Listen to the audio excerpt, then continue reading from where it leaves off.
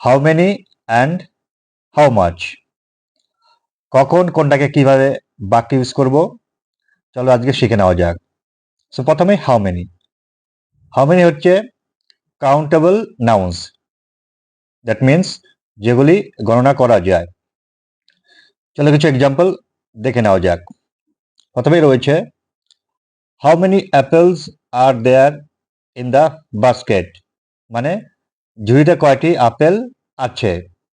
So প্রথমে তোমাদের যেটা করতে হবে, হাউ মেনি, তুমি তারপর সাবজেক্টটা বসাবে, তারপর auxiliary verb, then the others. Similarly, the next examples, which is how many students are in your class? তোমার শ্রেণীতে কতজন শিক্ষার্থী আছে?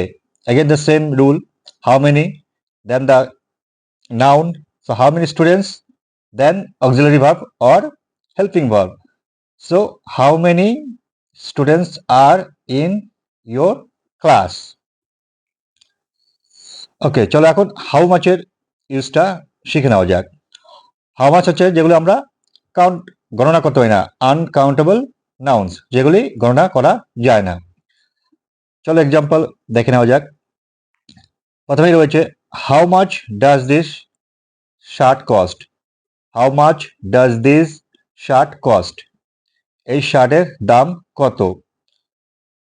সেকেন্ড হচ্ছে how much water do you drink in a day, আপনি দিনে কত জল পান করেন। সো মেন পয়েন্ট যেটা তোমাদের মনে রাখতে হবে, এই how many and how much প্রশ্ন করার ক্ষেত্রে আমরা ইউজ করে থাকি generally. Thank you very much for watching.